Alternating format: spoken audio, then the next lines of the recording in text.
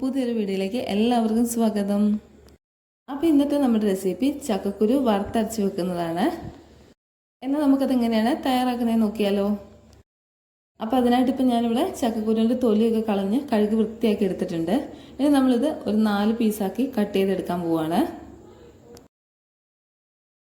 അപ്പോൾ നമുക്ക് എല്ലാ ചക്കക്കുരു ഇതുപോലെ ഒന്ന് കട്ട് ചെയ്തെടുക്കാം.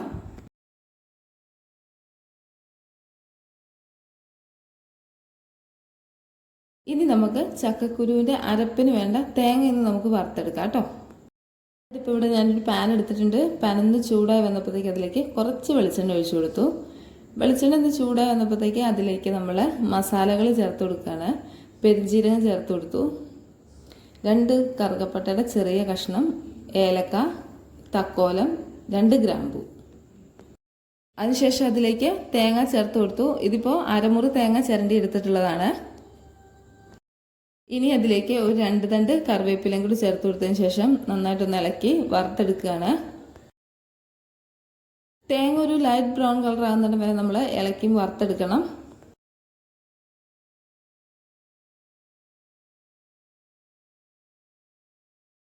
ഇപ്പോൾ ഈ തേങ്ങ പകുതി മൂത്ത് വന്നിട്ടുണ്ട്. ഇനി ഒന്നും കൂടി ഒന്ന് മൂത്ത് വരണം. ഇപ്പോൾ തേങ്ങയൊക്കെ പാകത്തിനൊന്ന് മൂത്ത് വന്നിട്ടുണ്ട്. ഇനി നമ്മളതിലേക്ക് പൊടികൾ ചേർത്ത് കൊടുക്കുകയാണ് കേട്ടോ. ഇതിലേക്ക് ഇപ്പോൾ 1 ടേബിൾ സ്പൂൺ മല്ലിപ്പൊടി ചേർത്ത് കൊടുത്തു, 1 ടേബിൾ സ്പൂൺ മുളക് പൊടി, 1 ടീസ്പൂൺ ചിക്കൻ മസാലപ്പൊടി, 1/4 ടീസ്പൂൺ മഞ്ഞൾപ്പൊടി.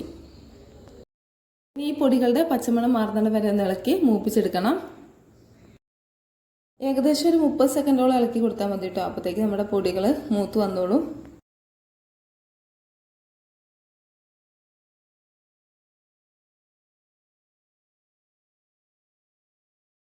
ഇനി നമുക്കത് മറ്റൊരു പാത്രത്തിലേക്ക് മാറ്റാം, അല്ലെങ്കിൽ പാനിൻ്റെ ചൂടിൽ പൊടികൾ കരിഞ്ഞു പോവും. ഇനി നമുക്ക് വറുത്ത് വെച്ചിരിക്കുന്ന തേങ്ങ നന്നായിട്ട് അരച്ചെടുക്കാം. ഇപ്പോൾ നമ്മൾ തേങ്ങ നല്ല ഫൈനായിട്ട് അരച്ചെടുത്തിട്ടുണ്ട്. ഇനി നമുക്കത് എങ്ങനെയാണ് തയ്യാറാക്കുന്നതെന്ന് നോക്കാം.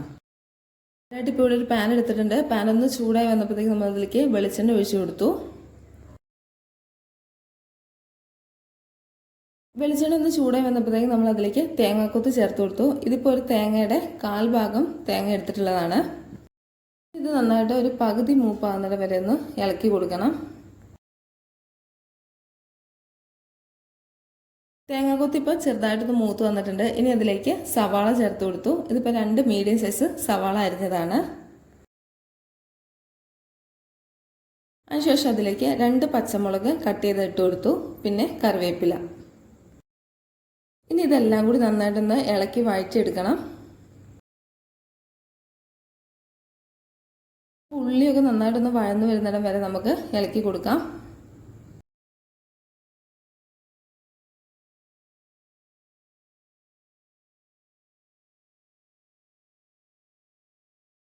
ഇപ്പോൾ ഉള്ളിയൊക്കെ നന്നായിട്ട് വഴന്നു വന്നിട്ടുണ്ട്. ഇനി നമ്മളതിലേക്ക് കട്ട് ചെയ്ത് വെച്ചിരിക്കുന്ന ചക്കക്കുരു ചേർത്ത് കൊടുത്തു. അതിനുശേഷം അതിലേക്ക് ആവശ്യത്തിനുള്ള ഉപ്പും കൂടി ചേർത്ത് കൊടുത്ത് നന്നായിട്ടൊന്ന് മിക്സ് ചെയ്തെടുക്കണം. ചക്കക്കുരു സവാളയൊക്കെ കൂടി നന്നായിട്ടൊന്ന് മിക്സ് ചെയ്തെടുക്കുകയാണ്.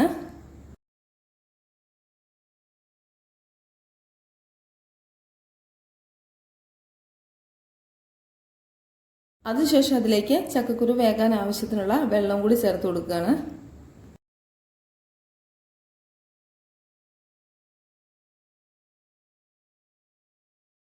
അതിനുശേഷം അത് ഒന്നും കൂടി ഒന്ന് മിക്സ് ചെയ്ത് കൊടുത്തതിന് ശേഷം നമ്മൾ അടച്ചു വെച്ച് വേവിച്ചെടുക്കാൻ പോവുകയാണ്. മീഡിയം ഫ്ലെയിമിലിട്ട് ഒരു 15 മിനിറ്റ് അടച്ചു വെച്ച് വേവിച്ചാൽ മതി. അപ്പോഴത്തേക്ക് ചക്കക്കുരു വെന്ത് വരും.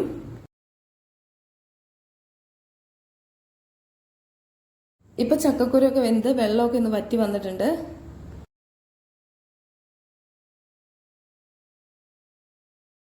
ഇനി നമ്മളതിലേക്ക് അരച്ചു വെച്ചിരിക്കുന്ന അരപ്പ് ചേർത്ത് കൊടുക്കുകയാണ്.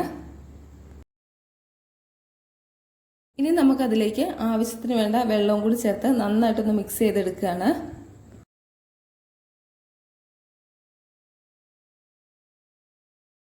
ഇപ്പോൾ ചക്കക്കുരു അരപ്പൊക്കെ നന്നായിട്ടൊന്ന് മിക്സ് ചെയ്തെടുത്തിട്ടുണ്ട്. ഇപ്പോൾ കറി ഒന്ന് തിളച്ച് വന്നിട്ടുണ്ട്. അപ്പോൾ നമുക്ക് ഫ്ലെയിം ഓഫ് ചെയ്യാം. ഇപ്പോൾ വറുത്തരച്ച് വെക്കുന്ന ചക്കക്കുരു കറി ഇവിടെ റെഡി ആയിട്ടുണ്ട്. ഇനി ഇതിലേക്ക് നമുക്ക് കടുക് വറുത്ത് ചേർക്കാം. എന്നാലേ കറിക്ക് ഒന്നും കൂടി ഒന്ന് ടേസ്റ്റ് ഉണ്ടാവുള്ളൂ.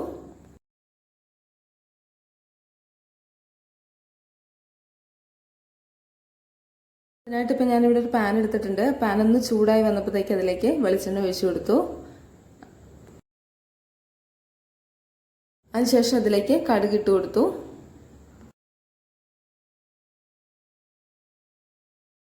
കടുകൊക്കെ ഒന്ന് പൊട്ടി വന്നപ്പോഴത്തേക്ക് നമ്മൾ അതിലേക്ക് ചെറിയുള്ളി അരിഞ്ഞത് ചേർത്ത് കൊടുത്തു.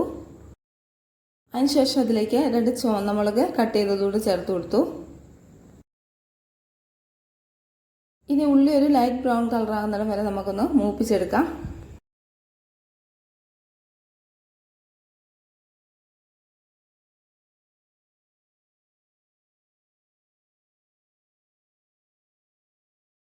ഇപ്പോൾ ആ ഉള്ളിയൊക്കെ നന്നായിട്ടൊന്ന് മൂത്ത് വന്നിട്ടുണ്ട്. ഇനി നമുക്ക് കറിയിലേക്ക് ഒഴിച്ചു കൊടുക്കാം.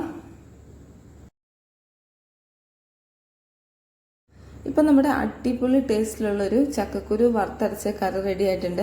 അപ്പോൾ എല്ലാവരും ഒന്ന് ട്രൈ ചെയ്ത് നോക്കണം. എല്ലാവർക്കും ഈ റെസിപ്പി ഇഷ്ടപ്പെട്ടെങ്കിൽ ചാനൽ ഒന്ന് ലൈക്ക് ചെയ്യാനും സബ്സ്ക്രൈബ് ചെയ്യാനും ഷെയർ ചെയ്യാനും മറക്കല്ലേ.